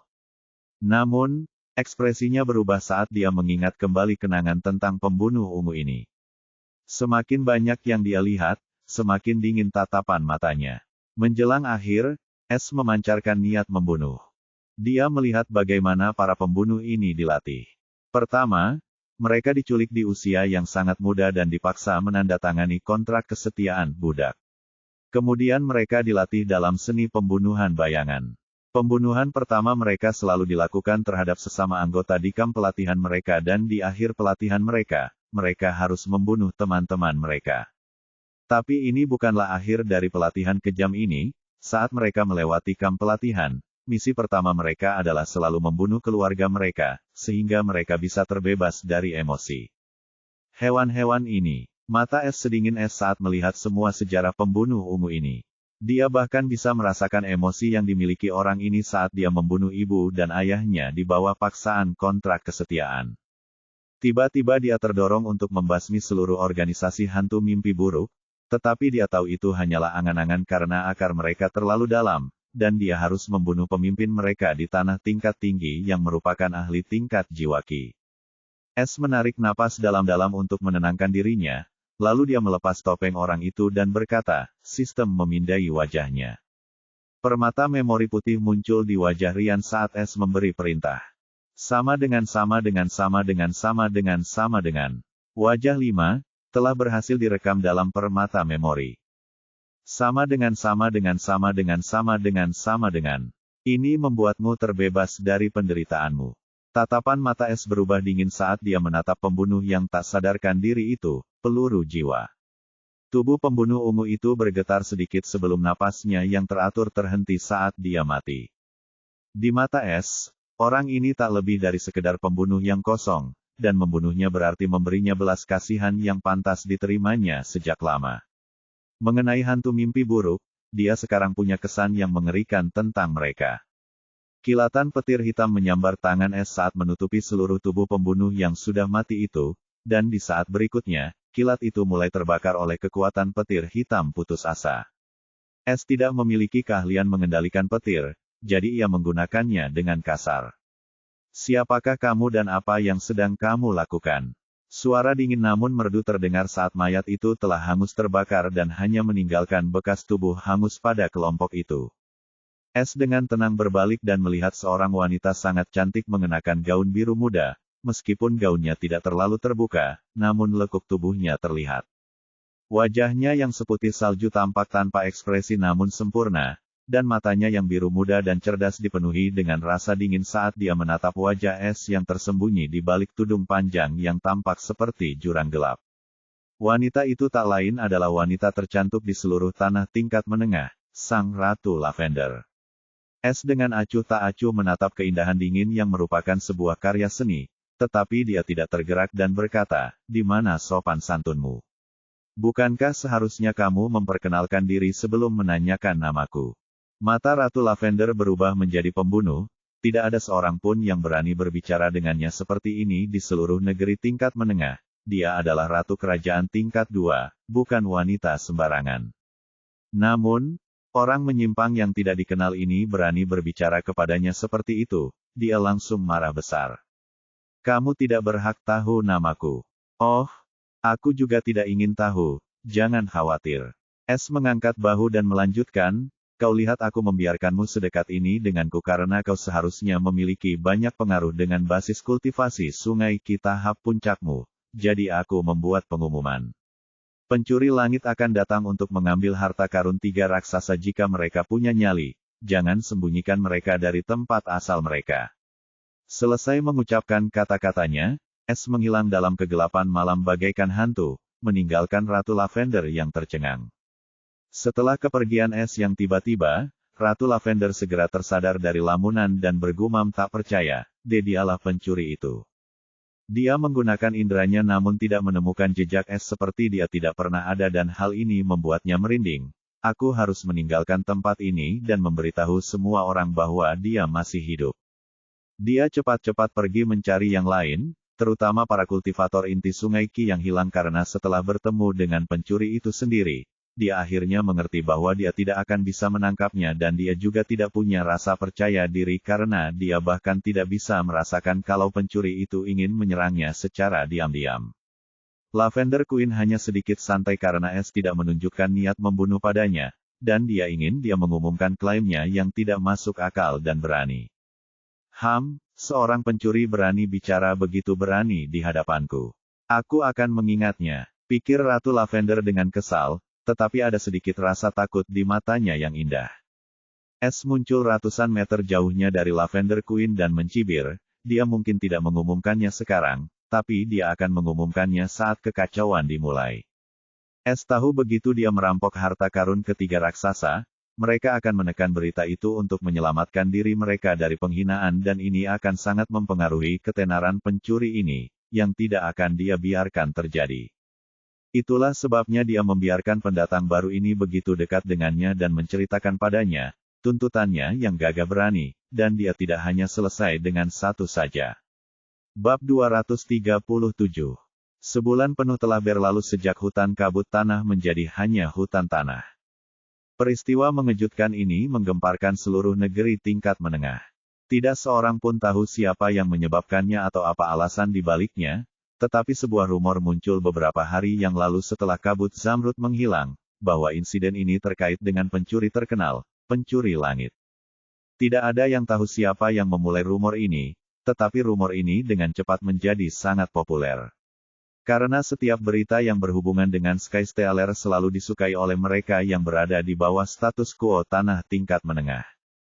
Beberapa rakyat jelata bahkan memuja pencuri itu dan seseorang bahkan mendirikan organisasi pencuri rahasia yang disebut Skystealer Society, yang motonya adalah mencuri dari langit dan memberikannya ke bumi, dan banyak orang bergabung dengan kelompok itu.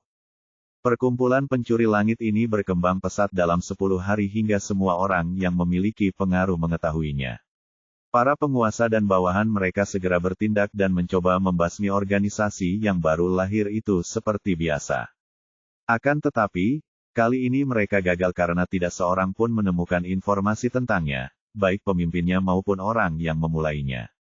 Beberapa penguasa bahkan mencoba menggunakan pil flame dan biskaling, tetapi mereka tidak pernah merespon karena beberapa masalah internal, dan kerajaan Damien juga tampaknya sedang mengalami beberapa masalah internal. Perkumpulan pencuri langit bersembunyi dengan sangat baik dan para anggotanya cukup setia dan tersembunyi dengan baik. Sekarang mereka yang memiliki kekuasaan dan pengaruh harus mengkhawatirkan seluruh organisasi pencuri, bahkan mereka yang tergabung dalam organisasi tersebut belum melakukan pencurian. Tetapi barang siapa yang bergabung dengan Skystealer maka akan dicap sebagai pencuri tanpa ada yang membantah. Rasanya seperti badai besar sedang terjadi di tanah tingkat menengah dan semua ini berpusat pada satu orang, pencuri langit. Akan tetapi, lelaki itu sendiri saat ini sedang bepergian di suatu tempat tandus di tengah-tengah kerajaan Leap.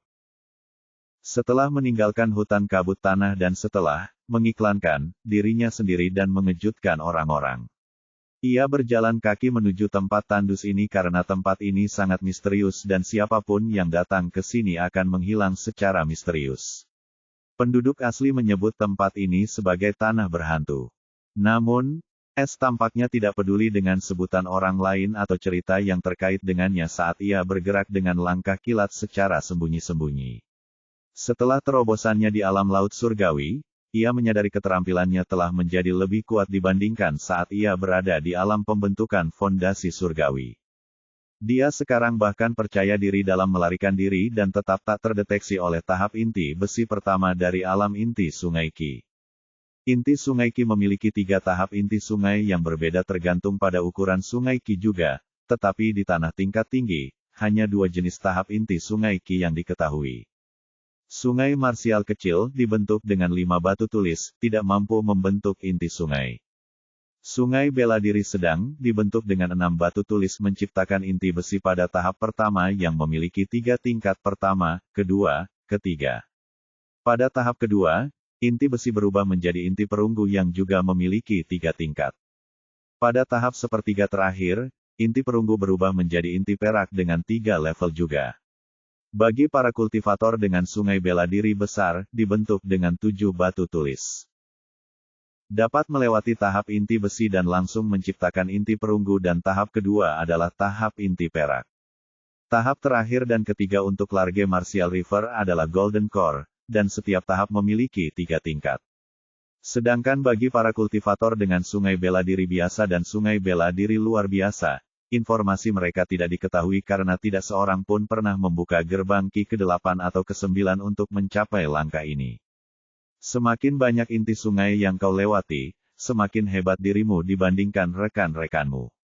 Namun, jangan menganggap tahap-tahap ini sebagai lelucon karena melewati satu tingkat di alam inti Sungai Qi sama saja dengan melewati jurang tak berdasar. Beberapa orang akan terjebak di tahap inti besi selama sisa hidup mereka jika mereka berhasil menerobos alam inti sungai terlebih dahulu. Sangat sulit untuk membentuk inti besi, dan hanya 1 dari jutaan yang berhasil melakukannya dengan keberuntungan dan kesempatan yang luar biasa. Raja Damien adalah contoh utama. Ia berhasil menembus dunia karena sebuah rahasia besar yang tersembunyi di dalam harta karun kerajaan Damien. Langkah Es tiba-tiba terhenti. Ia melihat ke arah rawa besar yang tampak biasa saja.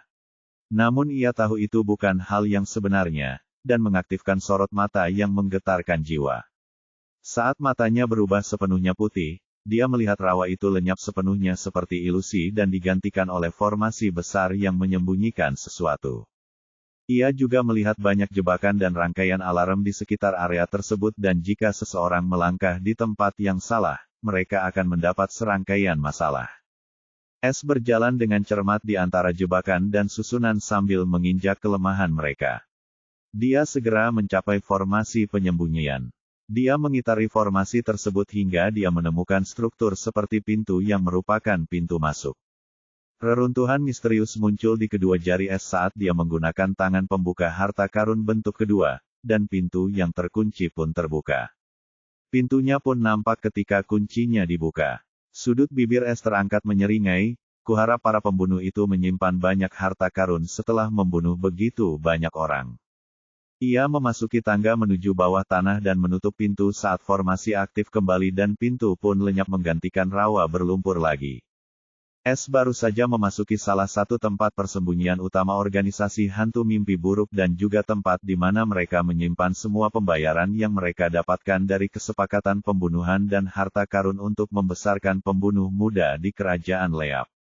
Para pembunuh itu sama sekali tidak tahu bahwa seorang pencuri telah menyusup ke markas mereka dengan mengambil salah satu identitas pembunuh ungu mereka.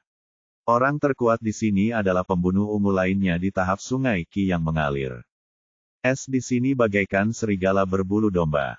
Namun, ia tidak dapat menerobos masuk ke dalam markas dan melawan ratusan pembunuh lalu mengambil harta karun mereka.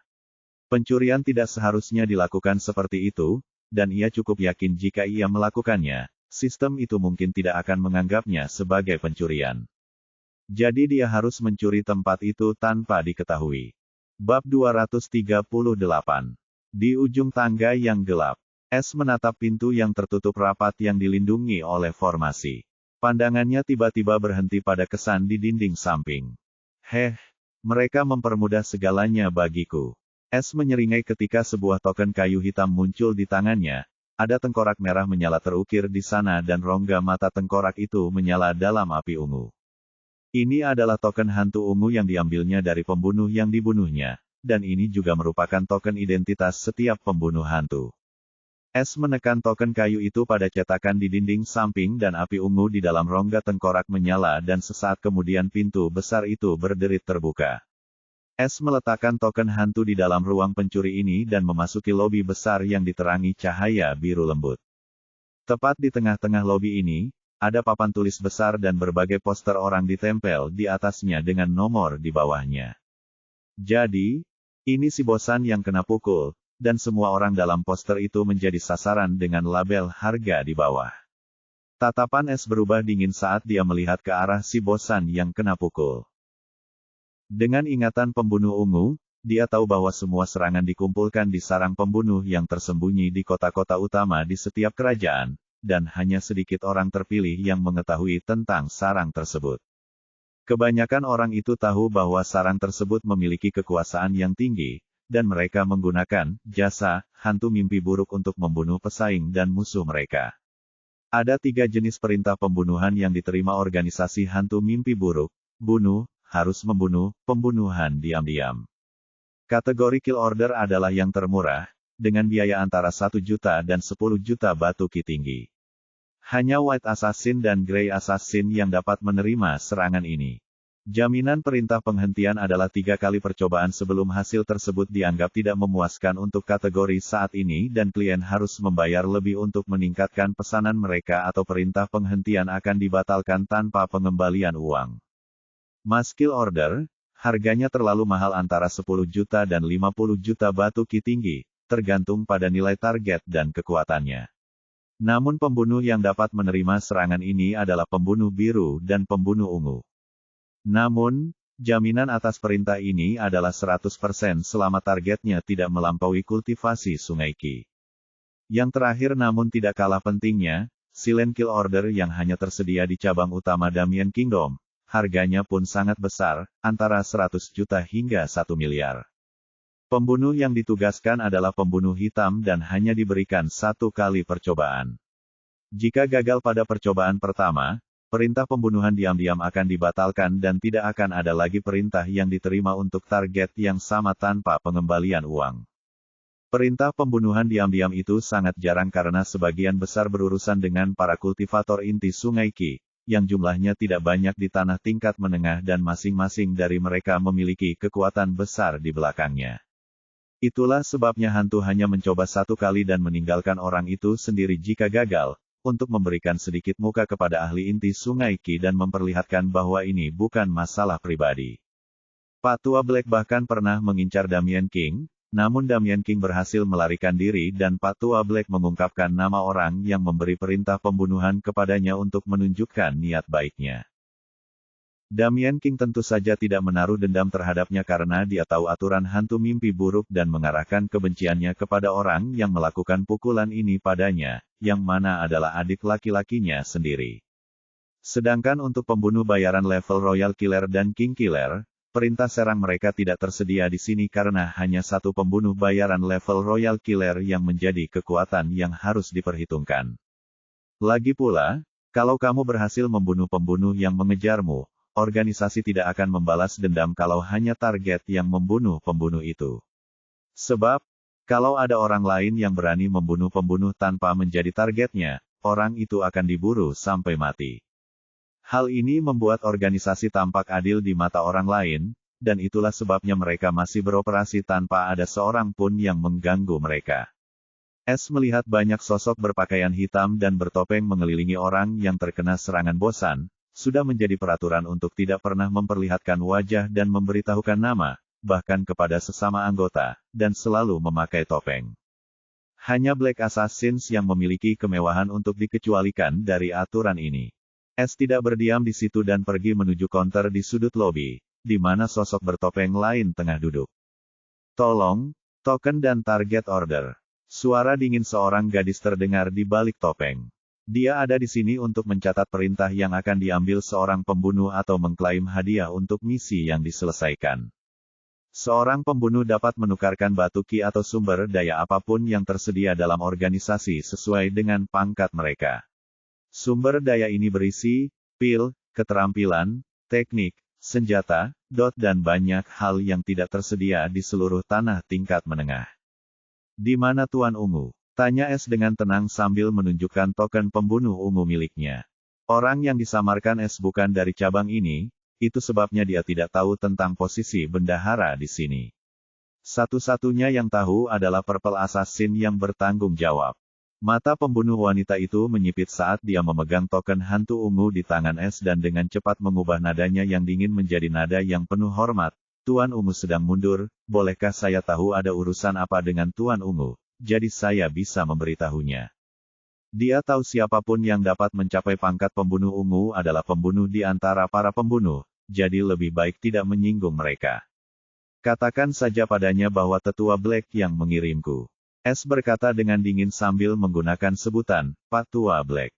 Elder Black. Pembunuh wanita itu ketakutan mendengar gelar itu, silakan ikuti aku, ke aula tamu, dan aku akan segera memberitahu Master Purple. Semua orang tahu hanya ada 2 pembunuh hitam di seluruh tanah tingkat menengah dan dia adalah Penatua Black, orang tua Black, dan wakil Penatua Black, Margaret. Itulah sebabnya dia menjadi takut saat Elder Black disebutkan, orang yang menguasai seluruh organisasi Nightmare Ghost di tanah tingkat menengah. Bab 239. Dia menjadi gugup saat Penatua Black disebutkan, orang yang menguasai seluruh organisasi Nightmare Ghost.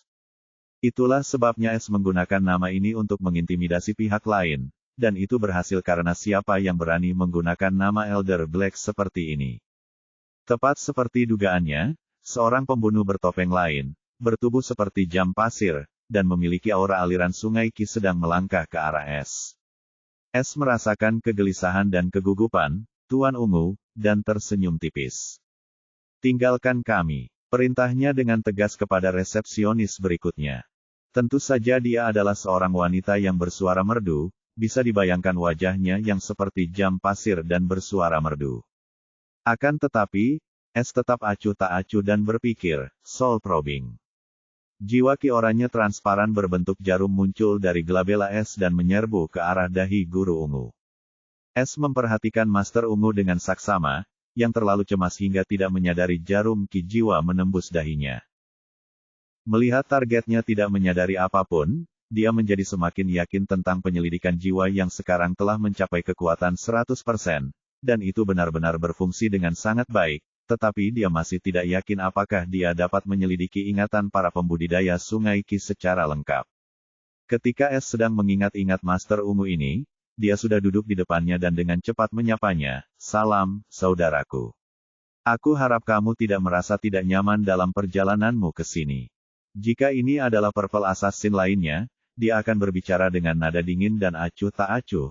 Tetapi seseorang yang dikirim oleh Elder Black, pastilah merupakan ajudan dekatnya, jadi, dia tidak berani bersikap tidak sopan. Lebih jauh lagi, dia tidak dapat merasakan kultivasi orang ini, yang membuatnya sampai pada kesimpulan bahwa dia lebih kuat darinya.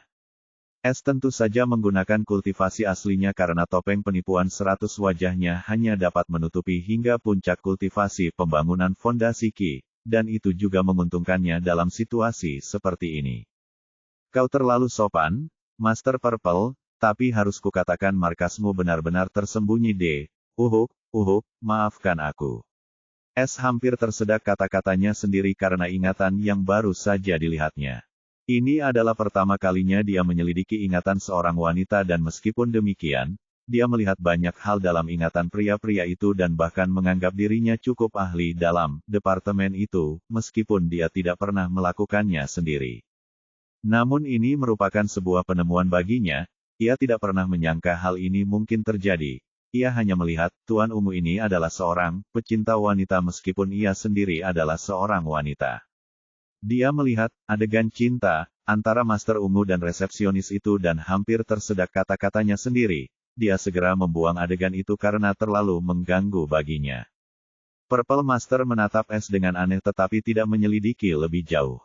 Dia tidak tahu orang ini sedang mengawasi ingatannya dan rahasia tergelapnya. Jika dia tahu, dia akan melawan S sampai mati untuk melindungi rahasia itu. S cukup mengedarkan kihadnya dan menenangkan dirinya lalu cepat-cepat mengganti topik pembicaraan, tetapi ekspresinya tampak aneh saat menatap Master Ungu sekarang. Dia benar-benar membuka matanya hari ini, dan dia bertanya-tanya apakah laki-laki dan laki-laki. Rasa dingin menjalar di tulang punggungnya saat dia mengendalikan imajinasinya yang liar. Master Purple, Aku sedang dalam misi inspeksi yang diberikan oleh Elder Black. Kalau tidak merepotkanmu, aku ingin mengunjungi fasilitasmu. Bagaimana menurutmu? S segera mengganti topik pembicaraan saat dia terus menerima pecahan-pecahan ingatan dan semuanya tidak berguna dan erotis. Sialan, bebas banget sih kamu nge-seks seharian ini. S mengumpat wanita bernafsu itu dalam hati sambil membuang jauh-jauh kenangan panasnya. Inspeksi. Tuan Ungu juga menjadi serius dan menjawab, tapi saya tidak menerima pemberitahuan tentang inspeksi ini. Hahaha, ini bukan inspeksi kalau tidak ada yang mengejutkan, kan? Atau ada yang kamu sembunyikan? Suara S menegang. Bagaimana mungkin? Aku hanya penasaran, lupa kalau aku bertanya. Dia cepat-cepat berkata, jadi, kemana kamu ingin pergi dulu? Bagaimana hasil anak-anak muda Leap Kingdom tahun ini? Sangat menjanjikan, harus kukatakan. 15 dari mereka berpotensi menjadi assassin tingkat biru. Master Purple menjadi agak bersemangat saat dia menjawab dengan nada bangga dalam suaranya. Oh, 15 memang sangat bagus, jauh lebih baik daripada cabang kerajaan biru. S mengoceh tak jelas untuk mengulur waktu, sambil merajuk dalam hati, mana memori tentang perbendaharaan itu. Hahaha, kamu terlalu baik. Bagaimana cabang kecilku bisa dibandingkan dengan kerajaan biru? Hanya saja keberuntunganku tahun ini bagus. Meskipun dia bersikap rendah hati, kegembiraan dalam nada suaranya terdengar jelas. Di balik layar, semua cabang ini bersaing satu sama lain untuk mendapatkan sumber daya yang lebih baik, dan semakin banyak pembunuh yang mereka latih dan semakin banyak perintah pembunuhan yang mereka ikuti, semakin tinggi peringkat yang mereka dapatkan setiap tahun. Berdasarkan peringkat ini, sumber daya didistribusikan dan master dari setiap cabang mendapatkan hadiah yang melimpah. Itulah sebabnya kompetisi ini sangat ditakutkan setiap tahun. Nah, Inspektur, ini sudah mengisyaratkan tentang cabang kerajaan biru yang inferior, bagaimana mungkin dia tidak merasa bahagia? Oh, itu dia. Mata S berbinar penuh kegembiraan saat dia akhirnya mendapatkan ingatan tentang perbendaharaan dan segera memutus hubungan dengan wanita mesum ini. Ayo, aku akan menunjukkan fasilitas pelatihan kita. Dia sedang dalam suasana hati yang baik setelah kemenangan, diam-diamnya atas cabang kerajaan biru dan dengan cepat ingin mengumpulkan lebih banyak poin bagus sambil memamerkan para jenius. Tidak, tahu nggak, kita lakukan saja besok. Perjalanannya panjang dan aku mungkin akan membuat kesalahan dalam pemeriksaan. Aku ingin berada dalam kondisi optimal, jadi semua orang akan mendapatkan hadiah yang tepat dalam peringkat tahun ini. S terdengar benar.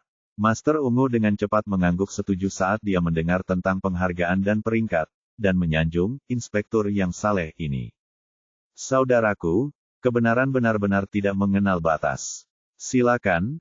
Anda dapat beristirahat selama yang Anda inginkan dan jika Anda membutuhkan sesuatu, jangan ragu untuk memberi tahu saya. Semua yang ada di cabang ini siap membantu Anda. Kamu terlalu baik, aku hanya menjalankan tugasku dengan setia. Senyum pencuri muncul di wajah S karena dia tidak akan ada di sini besok. Bab 240. 4 jam kemudian, Inspektur misterius muncul di cabang organisasi hantu mimpi buruk di Leap Kingdom. Master Ungu saat ini sedang mendengarkan sesuatu dari formasi komunikasi, di kamarnya. Apa yang kau bicarakan, Kepala Cabang Leap? Tetua Black dan Wakil Tetua Black sama-sama sedang menjalankan misi selama sebulan terakhir, bagaimana mungkin mereka mengirim inspektur?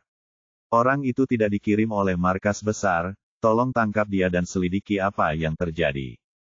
Mata Tuan Ungu menjadi sedingin es mendengar jawaban dari cabang kerajaan Damien. Setelah inspektur itu pergi, dia buru-buru kembali ke ruang kultivasinya dan menggunakan formasi transmisi 1000 mil untuk menghubungi temannya di kantor pusat. Dia ingin tahu alasan di balik pemeriksaan mendadak ini dan ingin bersiap saat inspektur memulai kunjungan besok. Dia tidak menduga ada yang salah dari inspektur itu sebelumnya. Karena semua orang terikat oleh kontrak kesetiaan, dan mereka tidak dapat berkhianat atau bersekongkol melawan organisasi. Apalagi menggunakan nama Elder Black seperti ini. Bagaimana dengan seseorang yang menyusup ke cabang dengan identitas pembunuh? Itu bahkan lebih mustahil karena saat seseorang berniat untuk mengungkapkan beberapa informasi rahasia tentang organisasi, kontrak tersebut akan langsung membunuh mereka sebelum mereka sempat membuka mulut. Akan tetapi, sekarang setelah menerima balasan dari temannya, hati Master Ungu menjadi dingin hanya karena mengira ada seseorang yang memasuki cabangnya dengan motif jahat. Apakah dia bekerja untuk kepala cabang lain dan ke sini untuk membunuh para jenius demi menjatuhkan peringkat cabangku? Semakin dia memikirkannya, semakin dia menjadi yakin tentang hal itu karena para jenius itu tidak mematuhi kontrak loyalitas organisasi sampai mereka lulus ujian akhir. Hal ini dilakukan agar sang instruktur dapat dengan mudah membunuh anak-anak nakal yang tidak mendengarkan instruksi atau mengikuti aturan. Namun, ini juga merupakan celah yang sengaja ditinggalkan oleh para petinggi. Siapapun bisa membunuh mereka selama mereka tidak membunuh sesama anggota organisasi, mereka tidak melanggar kontrak loyalitas organisasi. Itu juga merupakan kompetisi antar cabang, dan jika cabang lain membunuh kejeniusan cabang lain, cabang korban akan dikeluarkan dari peringkat tahun itu. Namun, itu jarang dilakukan karena semua orang melindungi para kejeniusan itu dengan segala yang mereka miliki hingga ujian akhir selesai. Jadi, sangat sulit untuk membunuh mereka dan jika tertangkap, Anda akan dibunuh oleh petugas.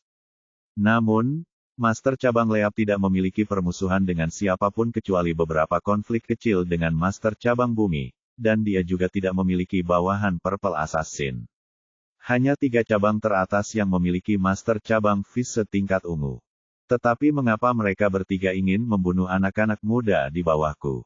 Siapa gerangan yang sedang merencanakan sesuatu terhadapku? Dia marah hanya dengan memikirkan seseorang yang menargetkan cabang perusahaannya tanpa alasan. Pemikiran tentang seseorang yang menyusup sama sekali tidak terlintas di benaknya, karena di matanya organisasi hantu mimpi buruk tidak terkalahkan dan bukan hanya dirinya, semua orang berpikiran sama. Karena markas mereka sangat tersembunyi dan kalaupun ada orang yang secara kebetulan menemukannya mereka akan langsung ditangani dan kemungkinan besar orang tersebut berhasil kabur, mereka bahkan tidak akan tahu apa yang menjadi incaran mereka. Tak seorang pun yang cukup waras akan berani kembali atau bahkan jika mereka kembali dengan bantuan. Cabang-cabang mempunyai banyak metode untuk menghadapi siapapun selama mereka bukan penggarap inti Sungai Perak yang juga mustahil. Aku akan mengetahuinya sendiri setelah menangkap bajingan pembohong itu. Kepala cabang mencibir dingin sambil mengeluarkan pelat formasi berwarna hitam legam seperti giok. Ini adalah pelat formasi utama yang mengendalikan semua formasi yang ditanamkan di cabang ini. Setiap kepala cabang memiliki satu. Dia segera mengunci seluruh fasilitas itu sehingga, inspektur, tidak akan melarikan diri, dan bahkan token hantunya tidak akan berfungsi sekarang. Kepala cabang mengaktifkan lebih banyak formasi di dalam fasilitas itu untuk memastikan pihak lain tidak akan melawan, dia tidak perlu berbuat apa-apa, formasi ini saja sudah cukup untuk mengancam seorang kultivator inti perunggu. Itulah sebabnya tidak ada seorang pun yang berani membunuh para jenius itu. Sebab jika sekali tertangkap mustahil untuk lolos dari murka kepala cabang. Bersama bawahannya yang paling berkuasa, yang semuanya tampak perempuan jika dilihat dari bentuk tubuh mereka, dia melangkah menuju ruang istirahat sang inspektur dengan pandangan meremehkan dan mengejek yang jelas terlihat di matanya yang indah.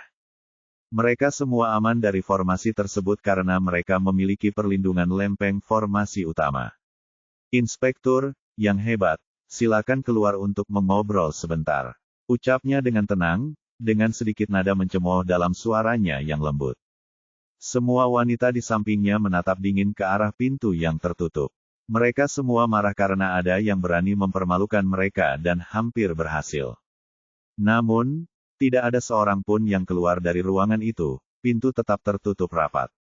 Mata kepala cabang menyipit saat dia memancarkan niat membunuh dan mengancam dengan tegas. Aku tahu siapa dirimu dan jika kau tidak keluar, aku akan terpaksa mengaktifkan formasi di dalam kamarmu. Aku hanya ingin mengakhiri ini dengan damai, tetapi jika kau berani melawan, aku akan membunuhmu karena itu akan dianggap sebagai pembelaan diri. Tetap saja, tak ada jawaban. Kepala cabang, mengapa Anda menunggu? Buka pintunya. Salah satu wanita di belakangnya berbicara dengan galak. Kepala cabang hanya ingin tahu siapa yang mengincar cabangnya, tetapi tampaknya itu tidak mungkin. Bagaimanapun, dia tahu seorang pembunuh tidak akan pernah membuka mulut mereka. Ini adalah bagian dari pelatihan mereka meskipun itu berarti kematian, ya, setidaknya patut dicoba. Dia menggunakan formasi utama dan membuka pintu, namun, yang mengejutkan semua orang, ruangan itu kosong. Di mana dia? Mengapa formasi itu tidak mendeteksinya? Kepala cabang bergumam dengan tidak percaya. Mungkin dia sudah melakukan perbuatannya dan melarikan diri. Seseorang berbicara dengan takut-takut. Tidak, semua anak muda baik-baik saja, saya hanya memeriksa. Balas seseorang. Tidak mungkin bergerak tanpa sepengetahuan saya dan tidak ada seorang pun yang keluar dari fasilitas itu. Saya terus memantau orang ini. Kepala cabang juga bingung. Lalu bagaimana dia menghilang seperti hantu? Semua orang bingung oleh hal ini karena mereka tahu bahkan para pembudidaya inti Sungai Perunggu tidak dapat meninggalkan formasi ini tanpa membunyikan alarm. Tiba-tiba aku punya firasat buruk tentang ini, seseorang berbicara dengan nada gugup dalam suaranya. Berpencar dan periksa setiap sudut, dia pasti ada di suatu tempat di sini. Dia hanya menggunakan semacam harta karun untuk lolos dari deteksi formasi. Jangan ada yang pergi sebelum kita menemukannya. Perintah kepala cabang dengan nada serius. Meskipun mungkin untuk mengelabui formasi deteksi, namun mustahil untuk mengelabui sekumpulan formasi. Selain itu harta karun semacam ini semuanya berada di tangan pembunuh tingkat hitam. Suasana hati kepala cabang suram karena segala sesuatunya menjadi makin rumit setiap detiknya. Setelah mengirim semua orang untuk mencari inspektur yang hilang, dia memutuskan untuk memeriksa perbendaharaan. Lagi pula, seluruh sumber daya cabangnya ada di sana dan jika orang itu tidak ada di sini untuk anak-anak muda maka dia ada di sini untuk perbendaharaan. Tetapi mustahil untuk membongkar perbendaharaan rahasia bintang 7, bahkan bagi para pembudidaya inti Sungai Perak. Dia menolak untuk percaya bahwa hal itu bisa terjadi. Dia berhenti di depan tembok biasa dan melihat sekelilingnya dengan waspada. Setelah memastikan tak seorang pun mengikutinya, dia menggunakan pelat formasi yang sama dan sebuah pintu tersembunyi muncul dari tembok biasa. Selanjutnya, dia membuka pintu dengan formasi dan memasuki koridor gelap. Aku terlalu paranoid tadi. Dia menatap dinding hijau lain di ujung koridor dan mendesah lega, baiklah, sekarang aku sudah di sini, mungkin aku akan memeriksanya secara keseluruhan untuk memastikan. Kepala cabang menggunakan pelat formasi dan dinding batu hijau berubah menjadi pintu metalik hijau dengan banyak rune misterius memenuhi keempat sisinya. Kepala cabang mengambil kunci kristal kecil dan menaruhnya di dalam lubang kunci tepat di tengah pintu rahasia ini. Pintu mengeluarkan bunyi klik kecil, dengan bunyi klik terakhir yang menggema, pintu berderit dan terbuka dalam gerakan lambat. Namun, pemandangan harta karun yang berkilauan tidak menyambut kepala cabang seperti yang diharapkannya. Ia langsung terpaku di tempatnya seperti patung dengan mata terbuka lebar dan hampir melompat keluar dari tempatnya. Ia melihat tepat di dinding paling depan perbendaharaan itu, sebuah mural gelap setinggi 3 meter yang menggambarkan seekor burung hantu besar yang sedang mengepakkan sayapnya yang tajam bagai bilah pisau. Seluruh tubuh kepala cabang bergetar bagaikan daun yang tertiup angin saat melihat mural burung hantu. Bagaimana mungkin dia tidak tahu tentang simbol burung hantu terkenal dari seseorang yang dicari oleh seluruh negeri tingkat menengah dan 3 raksasa. Hanya ada satu orang yang berani menggunakan simbol ini, dan dia juga satu-satunya yang bisa membuatnya begitu mencolok. Meskipun dia tidak ingin mempercayainya, hal yang mustahil telah terjadi, dan mural burung hantu adalah bukti nyata dari hal itu. Dengan mata merah, kepala cabang meraung melengking dengan suara serak yang dipenuhi dengan keluhan, kemarahan, kebingungan, dan ketidakberdayaan yang besar, bergema di seluruh cabang hantu mimpi buruk kerajaan lompatan. Dasar penjambret-penjambret, penjambret langit, akan kau bunuh. Tepat pada saat berikutnya, dia memuntahkan sejumlah besar darah.